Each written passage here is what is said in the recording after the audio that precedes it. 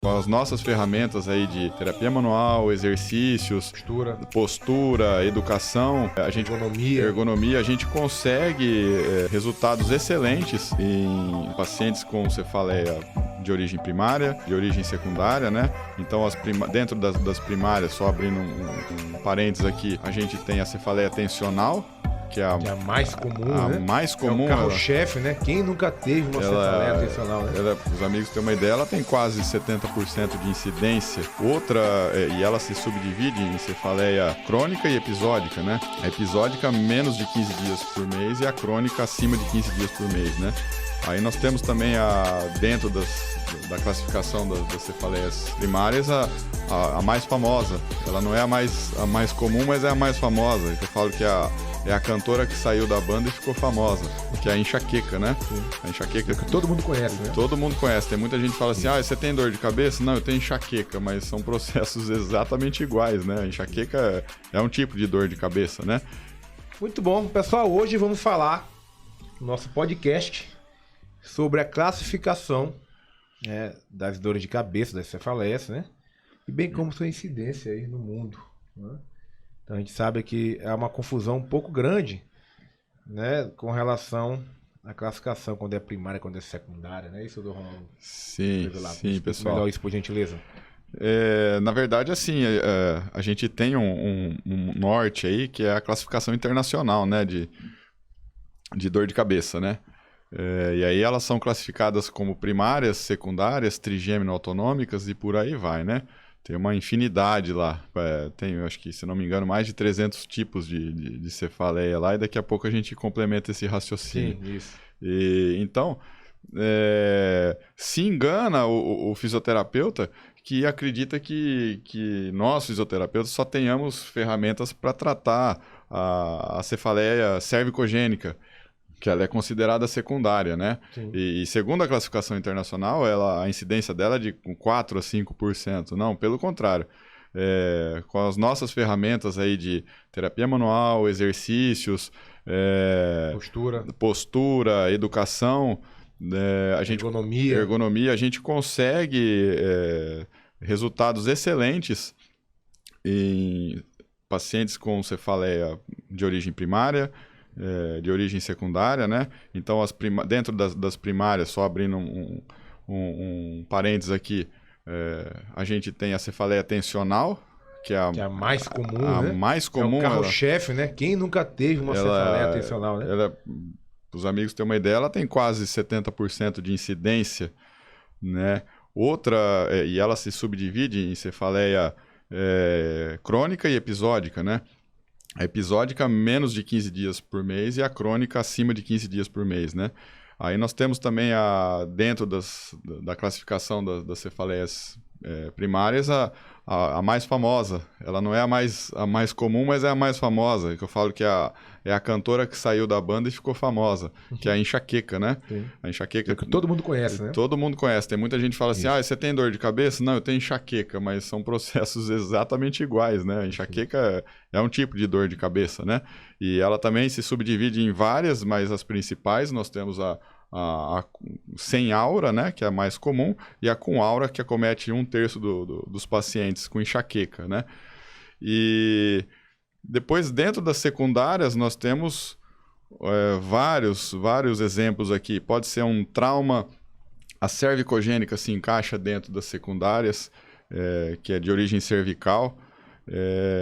Aí nós temos transtornos psiquiátricos, transtornos hormonais, transtornos até alimentares, né? A pessoa, eu não posso comer isso que me dispara a dor de cabeça, então são consideradas secundárias, né?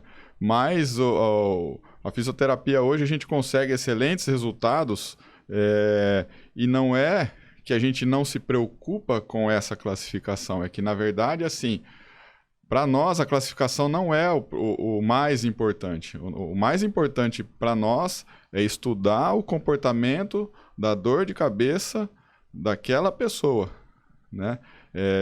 E aí é que a gente fecha o que eu falei, que daqui a pouco a gente fala, dos 300 tipos de dor de cabeça. Será que realmente existe 300 causas? 300 tipos de dor de cabeça. Será que a gente tem 300 causas diferentes de dor de cabeça? Então, assim, hoje a gente vê que a gente consegue resultados excelentes em aproximadamente 75% dos pacientes com dor de cabeça, independente da classificação, tá? 75% dos pacientes vão se encaixar bem no nosso tratamento. Essa é uma pesquisa extremamente recente do ano passado, tá? Então, com técnica de exercício, com técnica de terapia manual ou as duas conjugadas, a gente consegue ter esse resultado positivo em 75% dos pacientes. Independente se for enxaqueca, independente se for cefaleia tensional, independente se for a cervicogênica. Porque, na verdade, a gente estuda o comportamento da dor de cabeça naquele paciente. Então, como que tal dor de cabeça no fulano de tal está se comportando e o que nós vamos ter que fazer para ajudar aquele paciente com dor de cabeça, né? Aonde nós vamos ter que estimular o corpo dele para que haja melhora. Aonde vamos ter que desligar o botão. Exatamente. Que aciona a dor de cabeça, né? Porque toda dor de cabeça, repetindo, já falei isso em outros podcasts, toda dor de cabeça informa o núcleo cérvico trigeminal ao nível de C2 e C3, que é o botão da dor, que é o disjuntor da dor de cabeça. Né? Então, como a gente sabe que esse processo acontece, né, nas dores de cabeça, então, para nós, fisioterapeutas, a classificação, nesse caso, importa, doutor Mauro Bevilato?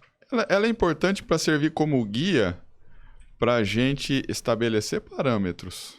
Por exemplo, a paciente fulana chegou até... Para ter como referência. Exato. Perfeito. A paciente fulana chegou com a gente, eu tô com diagnóstico de enxaqueca. Perfeito. Como é a sua dor? Ela vamos colocar um pouco da definição da enxaqueca aqui, de 4 a 72 horas, ela é unilateral, enfim. Isso a gente vai anotar e vai estudar o comportamento dela. Como assim estudar o comportamento? A hora que a gente estimular os pontos, muitas vezes lá na batalha 2, qual a influência desse estímulo na segunda vértebra cervical, por exemplo, do nosso escaneamento que a gente faz na nossa avaliação? Como é que se comporta essa dor unilateral? Faz 10 anos que eu tenho essa dor unilateral. Não, agora que você estimulou a segunda cervical, ela mudou. Como é que tá a área? Ela chegava até aqui no olho, agora ela está chegando até o parietal aqui. Então, a gente, de certa forma, a gente sabe que quanto mais a dor regride... mais a área é menor, quanto mais a área é diminuída com relação à central, sim, melhora o prognóstico. Então, eu sempre falo assim, o fisioterapeuta ele tem que imaginar que ele tem um rodinho na mão e que a dor dele é como se fosse uma água, só fazendo uma analogia aqui. Então, onde está a sua dor? Está vindo até aqui. A gente tem que passar o rodinho aqui para trazer ela de volta aqui na central. Nuca, porque é na nuca que está o bueiro ali, que a água vai escoar, né? E que o corpo depois vai fazer todo o processo de metabolizar essa dor aí. Então, assim, independente se for uma enxaqueca, independente se for uma cefaleia tensional, o próprio trauma, se não evoluir, não for um trauma com uma potência de força muito grande que evolui para dano... Uma coisa grave, né? Para dano da estrutura. Tecidual, né? Dano da estrutura anatômica, o fisioterapeuta tem totais condições de sucesso em 75% dos casos, pesquisa de 2021. Então, isso é muito favorável para o fisioterapeuta que se disponibiliza a tratar e ajudar o paciente dele com dor de cabeça. Quer aprender realmente a tratar a dor de cabeça. Né? Então, é um nicho, né, para o fisioterapeuta muito grande. Para vocês terem ideia do que a gente está falando, eu já tive pacientes no consultório que chegou no momento da avaliação com enxaqueca com aura, né? Que pega 1/3 dos pacientes que possuem enxaqueca, que no total dá mais ou menos 12% dos pacientes que têm dor de cabeça. Se não me engano, eles classificam como 70% cefaleia tensional, 12% a 15%, se não me engano, enxaqueca. Desses 15, 1/3 tem cefaleia com aura. Eu já tive paciente no meu consultório com aura, e que no momento da avaliação a aura a gente já conseguiu eliminar a aura, né? Rapidamente. Rapidamente, só no processo de avaliação, só de começar a movimentar a cervical. Isso porque, pessoal, vocês podem estar se perguntando, mas como você só avaliou no trator? Porque a nossa avaliação já é um tratamento, Sim. praticamente. Em alguns casos, quando a gente coloca o paciente em movimento repetido ou movimento estático, que é a nossa técnica, por exemplo, para tratar dor de cabeça, a própria avaliação, muitas das vezes, não é isso, Ronaldo? Sim. Já nos dá uma resposta e já resolve a dor do paciente. Porque a avaliação na nossa batalha 1 e 2, muitas das vezes, batalha 1, por exemplo, muitas das vezes já é o nosso tratamento. Sim, só de você estar submetendo a estrutura, né, ao movimento, muitas vezes você acaba... a intenção é estudar o corpo do paciente para ver o comportamento na dor, mas muitas vezes você já consegue desobstruir alguma coisa ali que estava incomodando e causando essa dor de cabeça no paciente ali, e dali evolui, né, um tratamento. Dali a gente vai fazer um prognóstico e explicar certinho para o paciente: ó, você vai precisar de tantas sessões, você vai precisar disso aqui, desse exercício 4, 5 vezes por dia, fez pecado, reza, né, todo aquele processo. Mas enfim, o que a gente quer que vocês saibam, assim, que a gente se preocupa com a classificação internacional, mas acima dela, no nosso tratamento, a gente estuda o comportamento da dor. É importante ter uma base para saber, né, o que é acometido em cada uma delas, né, na tensional, na enxaqueca, e para servir como parâmetro de melhora ou não, né? Sim. Então, eu tenho uma dor assim, eu tenho uma dor assado, então a gente anota tudo isso daí e depois estabelece o parâmetro para ir analisando a evolução do paciente conforme o tratamento está sendo proposto para o paciente. Porque a referência sintomática, como em todo tratamento, é fundamental. É isso aí. E a classificação, o meu entendimento, serve também para isso, né? Para a gente ter como referência, né? Durante o tratamento. Dr. Ronaldo Previlato, e é incrível a incidência de pacientes com dor de cabeça no mundo. Chega a 1 bilhão, né? É muita gente. É muita gente com dor de cabeça. E aí eu vejo os nossos colegas fisioterapeutas reclamando que não tem área para atuar, né?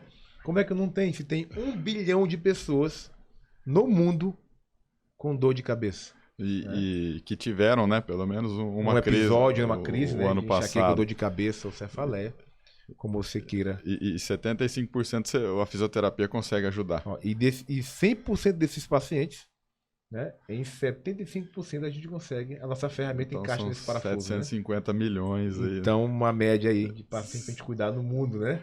É isso que faz parte da estatística, né? Sim. Fora os que não entram na estatística, né? Fora que aquele um que se medica em casa Sim. mesmo, não procura um serviço que não especializado. Fala nada, né? Realmente mas, enfim, e assim, só para finalizar,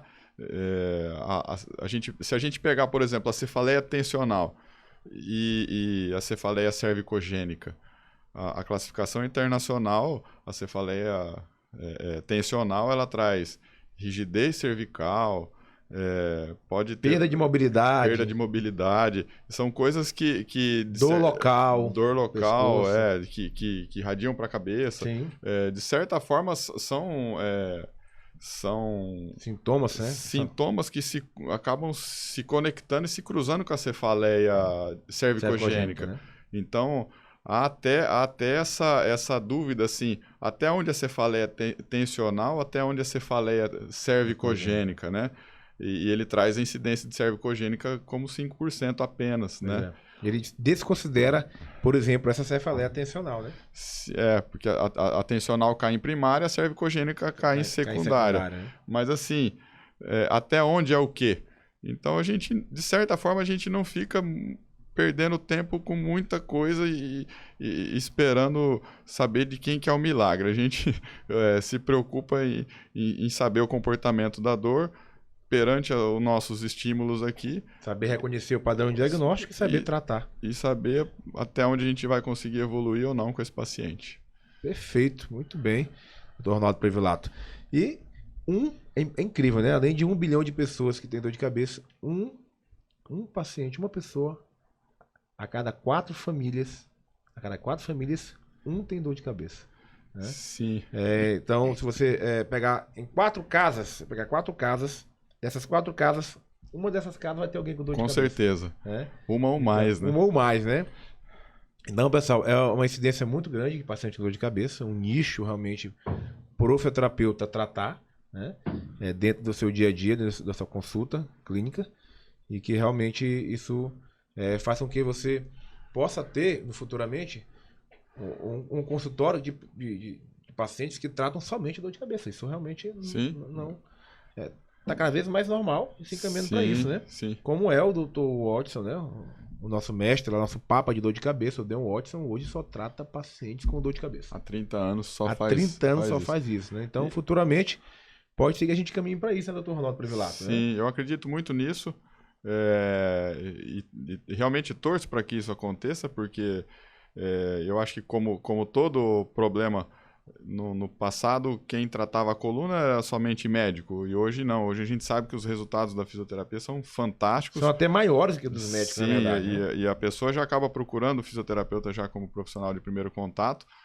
E eu acredito dentro em breve que isso vai acontecer com a dor de cabeça também, né? Porque é uma evolução, né? E a gente tem que pensar a fisioterapia como assim, não pensar em ego, em ciúmes. Vaidade. Não, a fisioterapia chega para somar, né? A fisioterapia chega para somar, para ajudar o paciente que independente assim, não, só a medicina que trata, não, é o trabalho do todo. Se tiver que encaminhar para o médico, se tiver que encaminhar para o nutricionista, para o nutrólogo, terapia de sono, enfim, a gama, e se eu esqueci alguém aqui, que me desculpem os outros profissionais que estão nos assistindo, mas é uma gama muito grande de profissionais para ajudar na dor de cabeça. Perfeito. E a cada 5 mulheres, uma tem dor de cabeça, né? Essa incidência, ela é bem maior nas mulheres do que dos homens, né? Porque a cada 16 homens, um tem dor de cabeça. E a cada 5 mulheres, uma tem dor de cabeça. Geralmente essa diferença se dá por quê, Ronaldo? É mais do que praticamente 3 vezes mais, né? Sim, isso vai dar mulher, né? Isso vai dar até um vídeo novo, mas basicamente um resumo da ópera. Depois a gente vai fazer mais um. Sim, a gente pode fazer mais um vídeo sobre isso. Perfeito. Mas basicamente é pelas alterações hormonais que a mulher tem ao longo da vida, né? Se você pegar até o período pré-menstrual, né, as incidências entre meninos e meninas são praticamente quase as mesmas. Porém, depois do período menstrual, depois da menarca, aí a coisa começa a mudar pela a resposta que o corpo tem às alterações hormonais. Então, essa daí seria uma das chaves. Então, gente, tá aí uma promessa para vocês. Nos cobrem aqui por mensagem. Um podcast sobre por que a mulher sofre mais com dor de cabeça. Então, Aranha, pode anotar aí, tá? Por que a mulher sofre mais com dor de cabeça do que os homens? Será o assunto do nosso próximo podcast, né?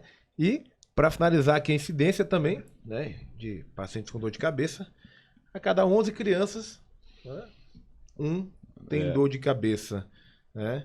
E por que será, Ronaldo, a causa principal de dor de cabeça em crianças? A gente não pode negligenciar, mas também existem crianças com dores de cabeça hoje. Existem muitos fatores, né? A própria tela, né? Luminosidade de tela, a gente sabe que acaba... às vezes a criança não está... É um bombardeio, né, de luminosidade. Sim. A própria... começa a ter uma diferença na postura também, de ficar muito tempo na tela. A gente tem que se atentar a travesseiro, a gente tem que se atentar, às vezes, até alguma coisa que a criança, um hábito alimentar que a criança tem que não seja o mais saudável, mas existe sim. Eu, inclusive, já atendi crianças com dor de cabeça também. Questões oftálmicas também estão envolvidas, né? E, enfim, Não são coisas tão comuns, né? Mas existem. Eu no consultório já acabei atendendo crianças com dor de cabeça e os resultados são bons. Os resultados são muito bons, né? A nossa técnica ela é suave e os resultados são muito bons. Perfeito. Muito bom, pessoal. Obrigado mais uma vez pela audiência de vocês. Obrigado, pessoal. Compartilhe esse podcast, compartilhe esse vídeo com o máximo de pessoas possíveis. Nos ajude aí a compartilhar desse conhecimento, né? E eu espero vocês nos próximos podcasts, nos próximos vídeos. Um grande abraço para vocês. Deus abençoe. Um abraço, pessoal.